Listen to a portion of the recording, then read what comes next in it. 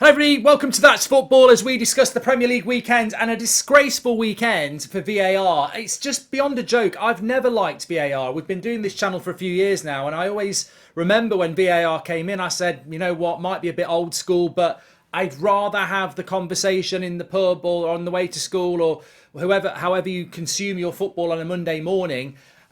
Be talking about that wasn't a disallowed goal for West Ham, Newcastle, Villa, Leeds, etc.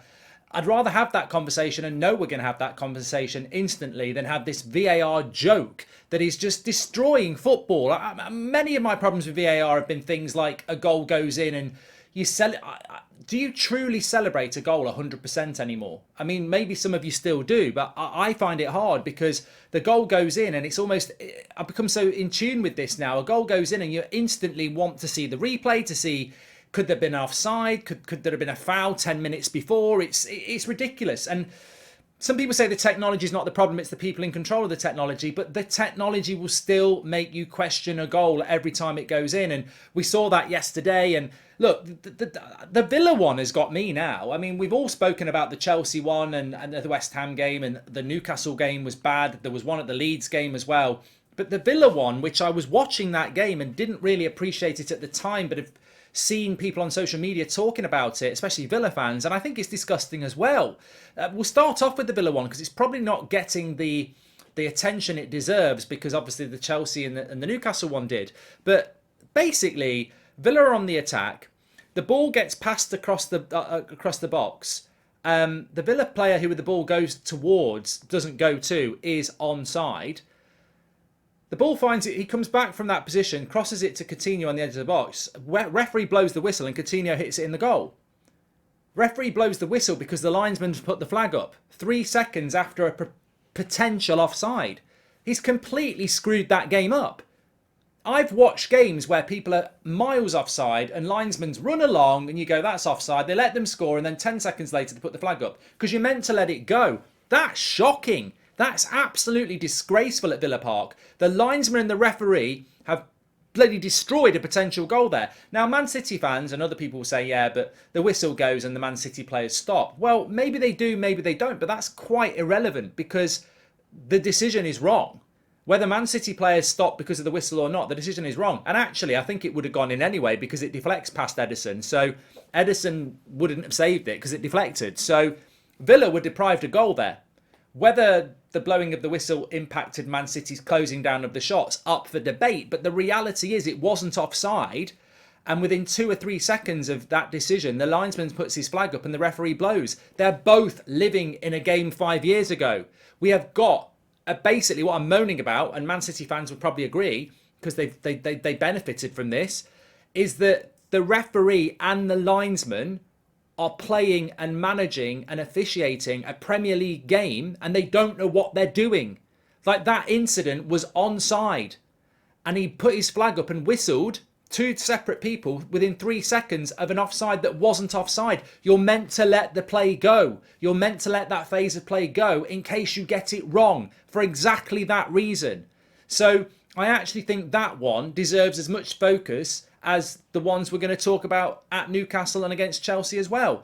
They completely screwed that up. And it's happened to Villa twice now. It happened a couple of years ago against Crystal Palace with Jack Grealish as well. So disgusting officiating when you've got millions of people watching and they don't even know the rules they're being paid for. And what we'll get on Monday morning is Dermot Gallagher, who I think is the next Premier League referee who represents them, he'll sit there on Sky and go, well, you know, that one, he's probably got it wrong. He'll be disappointed with himself there. Oh, he'll be disappointed, will he, Dermot? Well, that's all right then. He'll be disappointed with his cornflakes this morning. He should be bloody sacked. He should be relegated to the National League.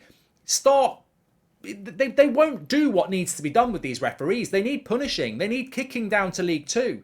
Promote another referee from the Championship. Create an atmosphere where there isn't trust that you're just going to get away with it. I mean, I don't think Anthony Taylor's a good referee. I don't think Michael Oliver's a good referee. They represented us in World Cups. I think the standard of refereeing is terrible in this country. And the fact that people like Anthony Taylor represent us in the Champions League, that's, I don't ever stop myself and go, oh, maybe I've got it wrong. I think he's a terrible referee, but I think he represents a lot of bad referees. I think they're all in it together, and I don't think they're doing it on purpose.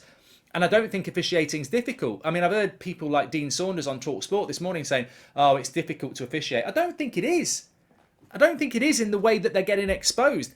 Officiating a 90-minute game, the concentration, the fitness, the decision making is difficult, but that's not where they're falling short.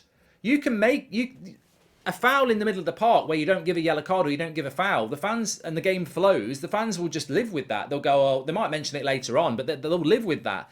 But the key decisions they're getting wrong, and they're looking at screens. Look at the Newcastle one yesterday. That's the worst of the lot for me. I know it's not the high profile one, but the Newcastle game, cross comes in, headed back towards the back post. Willock, the Newcastle player, gets pushed into the Crystal Palace goalkeeper, and then the ball hits the Crystal Palace player who pushed Willock and goes in. It's a goal. It's a goal. They look at it on VAR and they go, that's a foul on the keeper. How? How is it a foul on the keeper? How is it a foul on the keeper? If I'm a centre midfielder and my other centre midfielder pushes, imagine in the Man United Arsenal game, right? Casemiro's on the ball and Fred comes running up and pushes Odegaard into Casemiro. That's a foul, is it? Of course it's not a bloody foul. It's not a foul because it's not a foul because it's not instigated by the opposition player.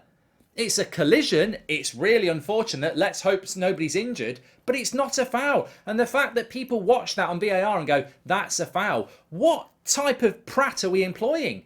The best prats in the bloody England. It's crazy. And as I said, I would rather go back to the situation where we have no VAR and we're moaning about that, saying, I can't believe the referee's given a foul there. But you know it's human error. This is human error with all the technology and a rule book. What people don't realise with VAR is the referee might be there in the middle of in the arena and he's got to make a decision, but in some bloody box in London somewhere with all the screens and all the rule books, somebody sat there going, yeah, that's a foul. How are you doing that? How are you getting that decision wrong? And you know what really frustrates me is I'm not a Newcastle fan, I'm not a Chelsea fan, I'm not a West Ham fan, I'm not a Villa fan, I'm not a Man City fan. I'm not a fan of any of these clubs. I'm a fan of football. It's not even happened to my team.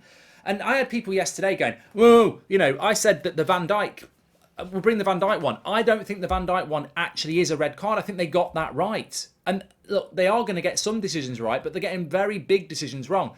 I don't think the Van Dijk red card incident where he got a yellow card was a red card because I think that he genuinely tries to get the ball and sometimes you are going to get hurt quite badly just by a genuine attempt to get the ball. I'm surprised he didn't get a red card in the modern game, but I don't think it was a red card. Oh, the abuse I was getting from some United fans and Everton fans, and they were going, if that happens tomorrow to Rashford, you'll say it's a red card. Of course I bloody will.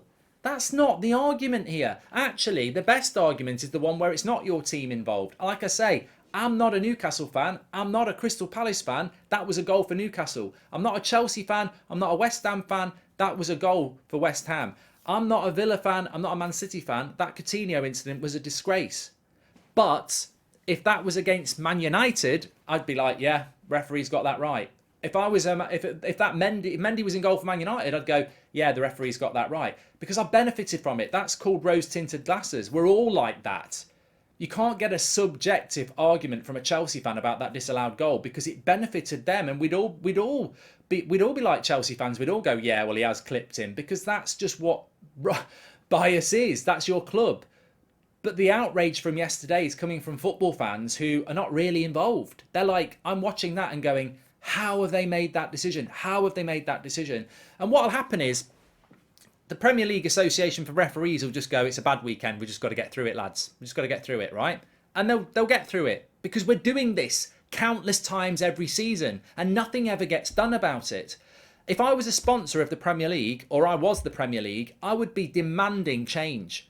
But they won't because the money's pouring in and it's just like, you know what? Privately, they'll be loving it. They'll be loving it. They'll be loving all the conversation. They'll be loving this because they'll be going, they'll use the old adage, all publicity is good publicity. They'll be like, everyone's talking about the Premier League. Everyone's talking about the decision. I know how this industry works. They will. They'll be sat there going, yeah, we'll put a statement out on Monday about this shouldn't have happened and, you know, he could have done better there. But ultimately, everyone's talking about the Premier League, so we all benefit. And this is the problem with the Premier League. This is the problem we have at Manchester United. Any publicity they take as good publicity because people are talking about the brand. And it's become so brandified, they're not actually focused on the quality of the entertainment that they're providing the consumer, because they don't need to be bothered about it, because the money is pouring in. There's lines and lines of sponsors and TV deals they can do. They're not actually focusing on the quality. And this, all we'll end up with is the X Factor. Remember Simon Cowell and the X Factor? That was really popular. And then it just went on and on and on. And people were like, it'll never stop. It'll be going on for 50 years. Where is it now?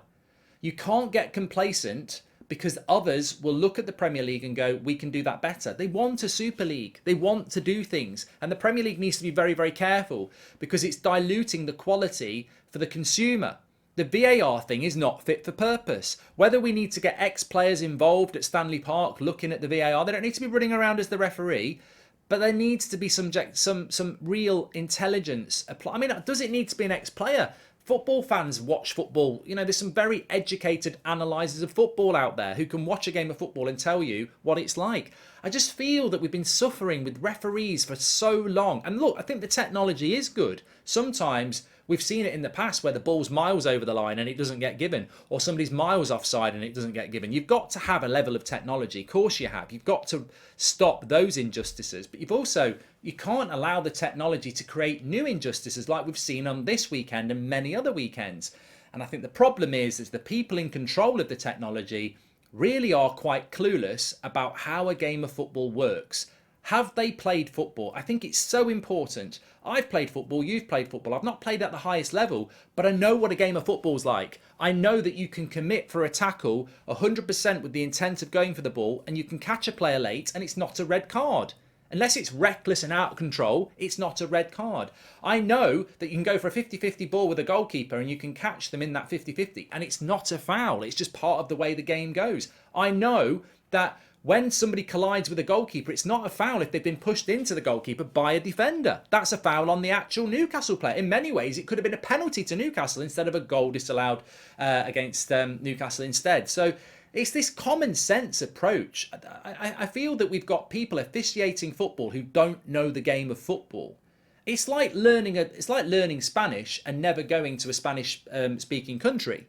Well, you can speak Spanish, but you don't know the lingo, you don't know the phrases, you don't know the speed of the language, you don't know the dialect in different regions of Spain or other Spanish speaking countries. That's what we've got with referees.